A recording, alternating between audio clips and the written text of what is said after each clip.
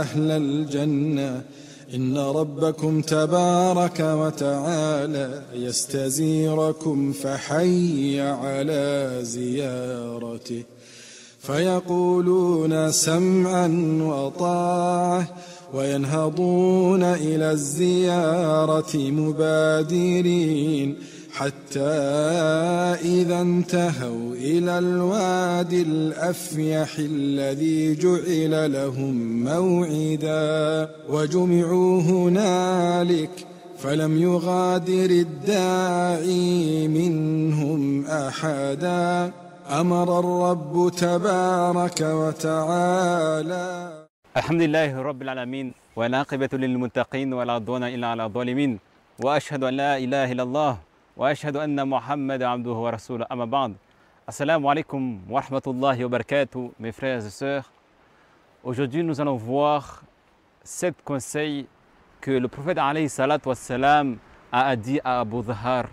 Et 7 conseils en or, si on met en pratique dans notre vie, on aura une vie paisible. Et Allah subhanahu wa ta'ala, on aura l'agrément d'Allah subhanahu wa ta'ala. Bi'idnillah ta'ala. Mais tout d'abord, avant de raconter ces 7 conseils en or pour qu'on mette en pratique, tout d'abord, nous allons voir qui est Abu Dhar. Abu Dhar al-Khifari vient de la tribu al-Khifar. C'est une tribu qui était brigand, c'était des bandits qui viennent de l'Arabie. Et Abu Dhar a traversé le désert pour aller à la rencontre du prophète Mohammed alayhi salatu wassalam, parce qu'il a entendu qu'il y a une nouvelle religion qui était enseignée ici à la Mecque. Donc il part à la Mecque, chez les Quraysh, fatigué par le voyage. On laisse paraître comme quoi c'est quelqu'un qui allait adorer les idoles, alors il est venu pour se renseigner auprès du prophète alayhi salatu wassalam. Il commence à chercher des informations, on lui dit il est dans tel endroit. Un matin, il part à l'encontre du prophète Mohammed alayhi salatu wassalam. Le prophète Mohammed alayhi salatu wassalam, assis en train de méditer, il dit « Oh mon frère arabe ». Et le prophète alayhi salatu wassalam nous répond « Oh mon frère arabe ». Il lui dit, Abu Dhar dit au prophète alayhi salatu wassalam, chante-moi un peu de tes vers, de ta poésie. Le prophète alayhi salatu wassalam nous répond que ce n'est pas de la poésie que je chante, mais c'est les paroles de mon Seigneur, Allah subhanahu wa ta'ala, c'est le Coran al-Karim. Alors Abu Dhar lui dit, alors récite-moi les paroles d'Allah subhanahu wa ta'ala. Le prophète Mohammed alayhi sallam lui récite le Coran al-Karim, lui commence à le réciter, il récite le Coran, et Abu Dhar à ce moment-là, dès qu'il entend les premiers versets, il se convertit à l'islam, il dit Ashhadu an la ilaha illallah wa ashhadu anna Muhammad Rasulullah. Et là, le prophète alayhi salatu wassalam lui demande de quelle tribu tu viens. Il lui dit je viens de la tribu de l'Khifar. Et le prophète alayhi salatu wassalam était étonné parce qu'il savait que cette tribu c'est une tribu de brigands, de bandits. Et le prophète lui dit que Allah subhanahu wa ta'ala guide qui il veut. Vraiment Allah subhanahu wa ta'ala guide qui il veut. Et là, Abu Dhar demande au prophète alayhi salatu wassalam qu'est-ce qu'il lui recommande. Le prophète alayhi salatu wassalam dit retourne vers ta tribu et reste-y jusqu'à que je te fais signe. Lorsque l'islam va commencer à se propager à la Mecque, parce qu'à ce moment-là, l'islam était encore en secret, il n'était pas prêché ouvertement. Et Abu Dhar dit au prophète alayhi salatu wassalam que par Allah, je ne quitterai pas la Mecque tant que je n'aurai pas dit ouvertement ma conversion à l'islam et dit ouvertement que j'ai embrassé l'islam. Alors Abu Dhar, il va vers la Kaaba et il dit Ashhadu an la ilaha illallah wa ashhadu anna Muhammad Rasulullah. Et il était parmi les premiers à dire ouvertement, publiquement et à faire la dawa publiquement. Et lorsqu'il a dit cela, les gens de Quraysh étaient énervés. Ils sont venus vers lui et ils ont commencé à le frapper. Il a commencé à le frapper jusqu'à ce qu'il est tombé par terre. Et là, Al-Abbas, l'oncle du prophète alayhi sallam, est venu lui soutenir en disant aux Quraysh que laissez-le parce que lui vient de la tribu de l'Khifar. Si c'est des gens de bandits, des brigands, s'ils savent qu'un membre de sa tribu se fait attaquer ici chez les Quraysh, alors ils risquent de venir ici faire le trouble. Alors pour éviter une bataille, éviter une guerre, alors laissez-le partir. Alors Abu Dhar, il se lève et il part, mais le lendemain il revient encore. Il refait la même chose, il devant la Kaaba, il dit Ashhadu an la ilaha illallah wa ashhadu anna Muhammad Rasulullah. Alors de nouveau encore on le frappe jusqu'à ce que le prophète alayhi salam était au courant. Il est venu voir Abu Dhar, il a dit qu'il vaut mieux que tu quittes la Mecque, retourne à ta tribu pour éviter qu'on te fasse du mal. Alors Abu Dhar, il a écouté le prophète alayhi salam il est retourné vers sa tribu et il a commencé à faire da'wah dans sa tribu, chez les Ghifar, jusqu'à ce que toute la tribu s'est convertie à l'islam. Tout le monde s'est converti à l'islam, alhamdulillah, et il ne s'est pas contenté que de sa tribu. Il est parti dans une autre tribu à côté, voisine, qui s'appelle Aslam, et cette tribu aussi s'est convertie tous à l'islam. Et lorsque le prophète a émigré à Médine, ben, à ce moment-là, lorsqu'il a émigré, il y avait une foule immense de personnes qui sont venues. Au début, ils ont cru que c'était les Quraysh qui sont venus combattre les musulmans à Médine. Mais en fait, c'était la tribu de Ghifar et la tribu de Aslam qui étaient venus. Ce qui les a amenés, c'est Abu Dhar, qui était à ce moment-là le chef des gens de la tribu, qui les a amenés tous. Et quand le prophète les a vus, il était content, il était joyeux. Il a dit qu'Allah subhanahu wa ta'ala bénit Abu Dhar, car c'est un véridique, c'est un homme courageux, véridique. Donc rendez-vous, suivez-moi, on va raconter les 7 conseils, Inch'Allah, que le prophète a enseigné à Abu Dhar, que chacun de nous doit mettre en pratique. Inch'Allah, on aura l'agrément d'Allah subhanahu wa ta'ala. Et Allah subhanahu wa ta'ala, on nous ramènera une vie paisible dans notre vie, Inch'Allah, si on met en pratique ces 7 conseils.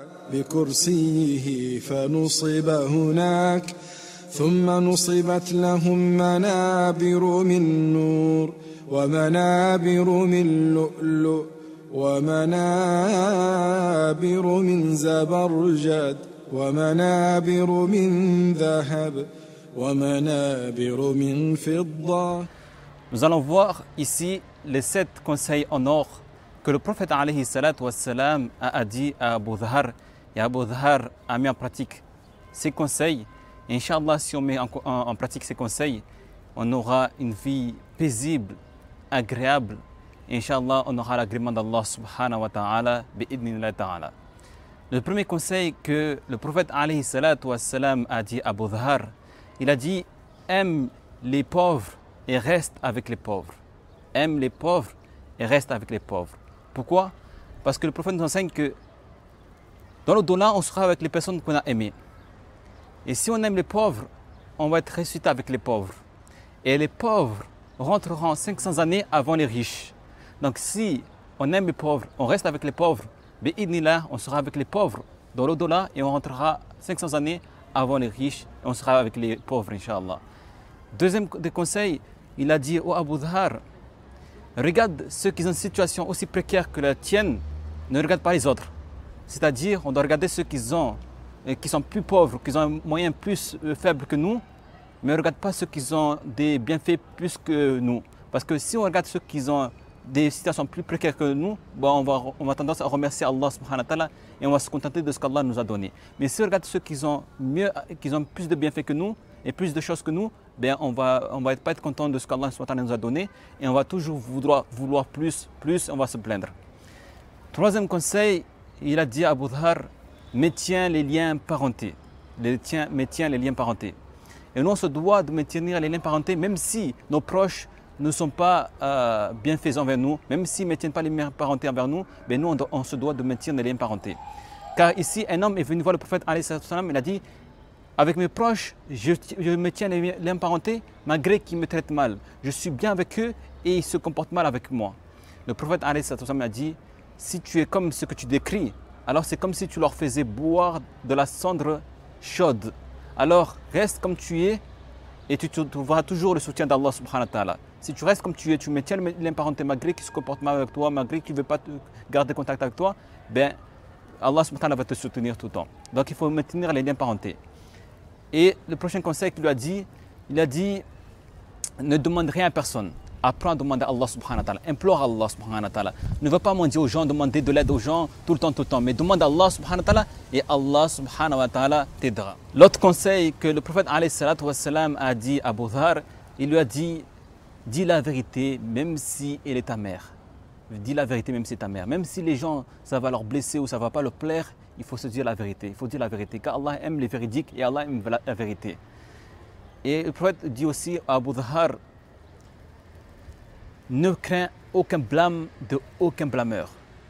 Tu dis la vérité et n'aie pas peur des reproches des gens. N'aie pas peur de ce qu'ils vont dire les gens. Quand la vérité doit se dire, il faut qu'on dise, qu'on soit parmi les gens qui osent dire la vérité. Et le dernier des conseils que le prophète alayhi salatu wassalam a dit au prophète Abu Dhar, il lui a dit, dis la parole, la hawla wa la quwwata illa billah. Il n'y a pas de puissance ni de force en dehors d'Allah subhanahu wa ta'ala. Et le fait de dire cette parole, le prophète nous enseigne que celui qui répète souvent cette parole, la hawla wa la quwwata illa billah, enlève les soucis et les tristesses. Enlève les soucis et les tristesses. Celui qui dit la hawla wa la quwwata illa billah. Donc mon frère, ma soeur, si tu veux que tes soucis et tes tristesses s'en vont, dis souvent cette parole. La hawla wa la quwwata illa billah. Nous allons résumer les 7 conseils. Premier conseil, c'est quoi? C'est d'aimer les pauvres et de rester avec les pauvres. Deuxième conseil, regardez ceux qui ont une situation aussi précaire que la nôtre et ne regardez pas les autres. Troisième conseil, c'est quoi? Maintenir les liens parentés. Quatrième conseil, c'est quoi? Ne demande rien à personne. Cinquième des conseils, c'est quoi? Dire la vérité même si elle est amère. Sixième des conseils, c'est quoi? C'est ne peur de aucun blâme, de aucun blâmeur. Et septième conseil, c'est quoi? Dis la parole la hawla wa la quwwata illa billah. Répète la parole la hawla wa la quwwata illa billah. Mes frères et sœurs, si tu veux que tu aies une vie paisible, tu veux l'agrément d'Allah subhanahu wa ta'ala, suis ces 7 conseils et tu verras que, Inch'Allah, ta vie va changer. Ta vie va changer. Bi'idhnillah ta'ala. Suis ces paroles. Retrouvons-nous dans une prochaine vidéo. Pour l'instant, on demande à Allah subhanahu wa ta'ala qu'il soit satisfait de nous et qu'Allah subhanahu wa ta'ala nous donne son agrément et qu'on rentre au paradis par la permission d'Allah subhanahu wa ta'ala. Subhanaka bihamdi kashana tasulayk. Subhana rabbika rabbil izzati amma yasifun wa salamun ala mursalin walhamdulillahi rabbil alamin. وجلس أدناهم على كثبان المسك وحاشاهم أن يكون فيهم دني ما يرون أن أصحاب الكراسي فوقهم في العطايا حتى إذا استقرت بهم مجالسهم واطمأنت بهم أماكنهم نادى المنادي